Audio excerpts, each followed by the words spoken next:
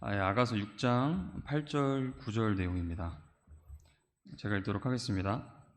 왕비가 60명이요 후궁이 80명이며 처녀는 수도 없이 많으나 나의 비둘기 나의 더럽혀지지 아니한 자는 오직 하나뿐이로구나. 그녀는 그녀 어머니의 유일한 자요 그녀를 낳은 여인이 가장 귀중히 여기는 자로구나. 딸들이 그녀를 보고 축복하였으며 참으로 왕비들과 후궁들이 그녀를 칭찬하였도다. 이 구절들에서는 우리가 그동안 줄곧 다뤄왔던 더럽혀지지 않은, 그러니까 순결한 한 처녀로서의 교회를 나타내는 구절의 앞부분을 제외하고는 총 4개의 그룹이 나옵니다. 그래서 왕비들, 후궁들, 처녀들, 딸들 이렇게 넷이 나오는데 교류적으로 본다면 이들은 모두 교회에 속하지 않은 그룹들로 성경에 기록된 대로 어린 양의 혼인식 때 이들은 신부인 교회를 바라보게 될 것입니다. 예수 그리스도의 초림 전에는 구약시대의 유대인과 구약시대의 이방인들이 있을 겁니다. 당연히. 그리고 예수 그리스도의 십자가 사역 이후로부터는 재림 때까지는 이 아가서에서 줄곧 사랑하는 이로 언급된 우리 이 교회가 있습니다. 그리고 재림 직전에 휴거가 일어나고 이 휴거와 재림 사이에는 그리스도의 심판석과 어린 양의 혼인식이 있을 것입니다. 이 일들이 교회 시대 성도들에게 일어나는 중에 이 땅에서는 대환란이 있을 것인데 이 시기에 속하는 그룹은 이 환란 시기에 구원받는 유대인들과 구원받는 이방인들이 있습니다. 그리고 마침내 주 예수 그리스도의 재림 후에는 그리스도의 천년 통치가 이어집니다. 천년왕국의 백성은 땅에서 베풀어주는 혼인잔치인 천년왕국의 통치에 참여할 수가 없을 것입니다. 주님의 순결한 한 처녀로 사랑받는 그분의 신부인 교회가 다스리게 될 것입니다. 이렇게 해서 교회를 포함한 총 5그룹이 등장하는데 맨 처음에 등장하는 왕비부터 하나씩 살펴보겠습니다.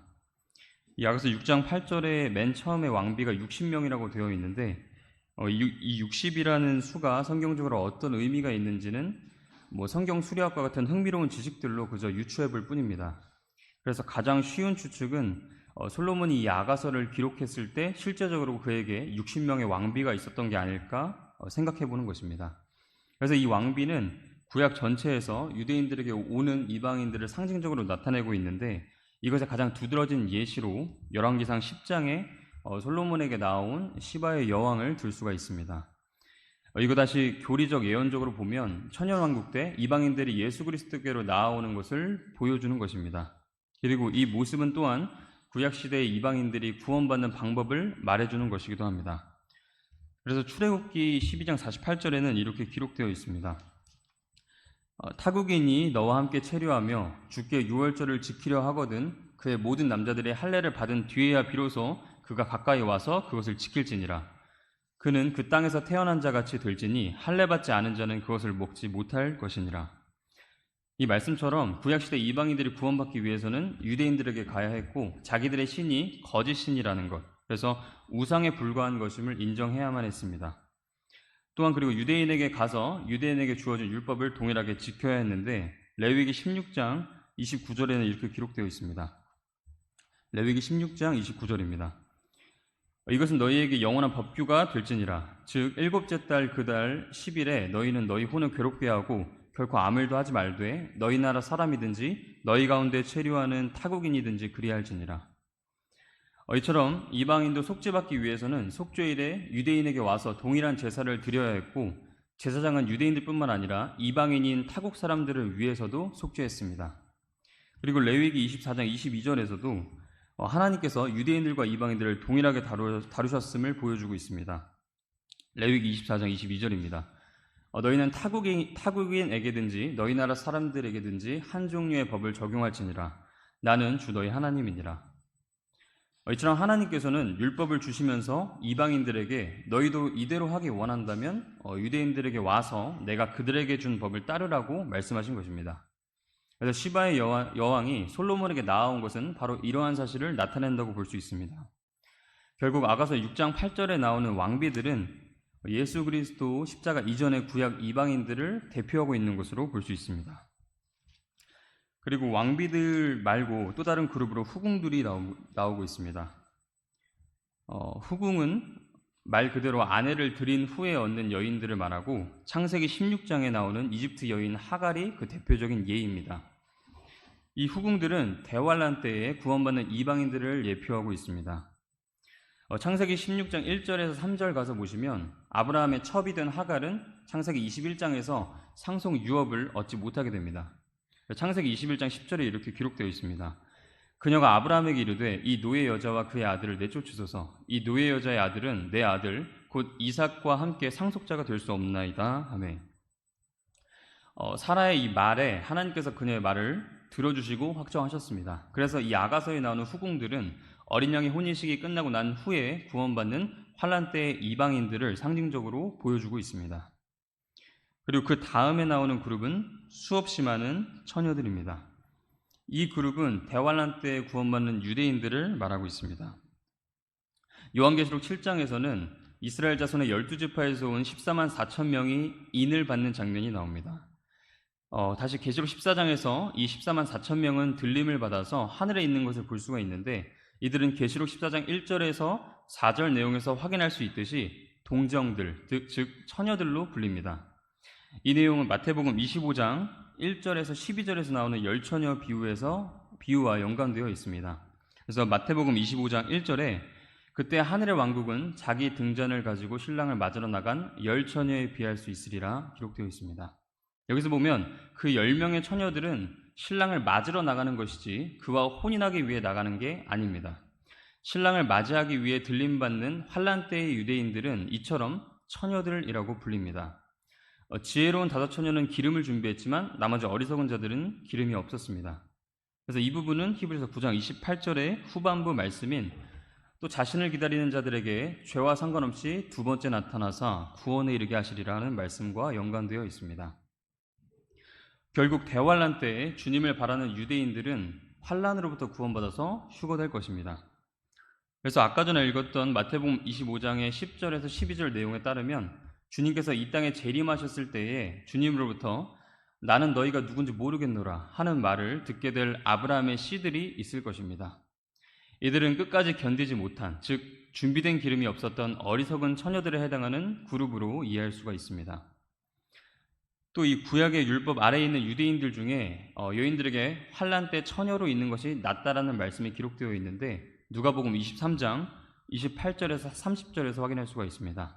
또한 시편 45편 14절을 보면 그녀가 수놓은 옷을 입고 왕께로 인도되며 그녀의 뒤를 따르는 그녀의 동료 처녀들이 왕께로 인도되리니 하는 말씀이 있는데, 여기서도 처녀들이 그분의 신부인 교회를 뒤따른다고 말씀합니다. 결국 환란 때에 구원받는 이방인들을 예표하는 후궁들이 어린 양의 혼인식이 끝난 뒤에 얻어지는 것처럼 이 수없이 많은 처녀들도 어린 양의 혼인식이 끝난 후에 신부의 뒤를 따르게 될 것입니다. 그리고 마지막으로 네 번째가 딸들인데, 이 아가서 1장 5절에서도 나왔던 예루살렘의 딸들로서 이들은 구약의 유대인들로서 십자가 이전에 속하는 사람들입니다. 그래서 그저 신부를 보고 그녀를 축복할 뿐입니다. 이렇게 왕비들, 후궁들, 그리고 수없이 많은 처녀들, 딸들, 이렇게 네 그룹이 교리적으로 어떤 사람들인지 살펴봤는데, 사실 이들이 언급된 이유는 아가서 6장 9절에 나타납니다. 다시 읽겠습니다. 아가서 6장 9절. 나의 비둘기, 나의 더럽혀지지 아니한 자는 오직 하나뿐이로구나. 그녀는 그녀 어머니의 유일한 자요, 그녀를 낳은 여인이 가장 귀중히 여기는 자로구나. 딸들이 그녀를 보고 축복하였으며 참으로 왕비들과 후궁들이 그녀를 칭찬하였도다. 주님을 단일한 눈으로 바라보는 비둘기이자 더럽혀지지 아니한 자, 순결한 한 처녀인 신부가 주인공임을 보여주기 위함입니다. 그래서 위에서 말한 네 그룹에게 칭찬받고 축복받는 모습, 우리가 저 하늘로 올라가는 그날 받게 될 그 모든 보상에 대한 내용을 기억하기 위함입니다. 신부는 특별합니다. 신랑에게 신부는 딱 한 명이고 그처럼 사랑받는 이는 아무도 없습니다. 이것을 우리에게 적용해 보면 역사를 통틀어서 그 누구도 우리와 같은 방법으로 구원받지 않았다는 점에서 왕비들과 후궁들, 딸들, 처녀들, 이 네 그룹과는 다른 차이를 보이는 것입니다. 신부인 교회가 구원받는 것과는 다른 방식으로 구원받는 게 이 신부의 들러리인 네 그룹의 사람들인 것이죠. 그래서 신부는 하나님의 은혜로 예수 그리스도와 그분께서 이루어 놓으신 일을 믿음으로 구원받은 사람들입니다. 그래서 이 아가서에서 반복적으로 이 신부를 주님께서 얼마나 어떻게 사랑스럽게 바라보고 계시는지, 그리고 얼마나 주님께서 우리와 이야기를 나누며 시간을 보내고 싶어 하시는지는 우리가 여러 번 확인할 수 있었습니다. 이처럼 신부는 특별한 존재입니다. 이는 다시 말해서 우리 교회에 속한 지체 하나하나가 모두가 주님께 사랑받으면서 그분의 관심과 교제를 나누고자 하시는 주님의 열망을 받는 사람들이라는 것입니다. 수없이 많은 어여쁜 왕비들과 그리고 왕을 기쁘게 하는 후궁들, 그리고 사랑스러운 딸들과 왕을 위해 존재하는 수없이 많은 처녀들이 있지만 그럼에도 딱 하나, 그 신부만을 이토록 사랑하고 어여삐 여기시면서 그 신부와 끊임없이 교제를 나누고 함께 걷고 살아가기를 원하고 계신다는 겁니다.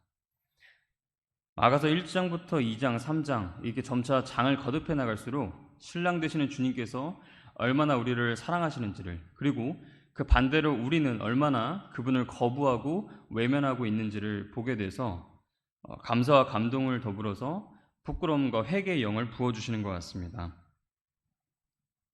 이 시간 기억할 것은 앞서 길게 살펴보았던 왕비는 누구고 후궁은 누구를 나타내 보이는 거고 처녀들은 누구를 예표하는지, 그런 교리적인 내용에 앞서서 그런 것들은 전부 다 까먹더라도 오직 신부인 우리를 향해 주님께서 얼마나 사랑하고 계시는지, 그리고 또 얼마나 특별하게 여기시는지를 다시금 기억하고 그분께 돌렸던 등을 되돌려서 나만을 그토록 사랑하는 분을 다시금 바라보도록 내 마음과 생각을 그분께 고정해야 한다는 사실입니다.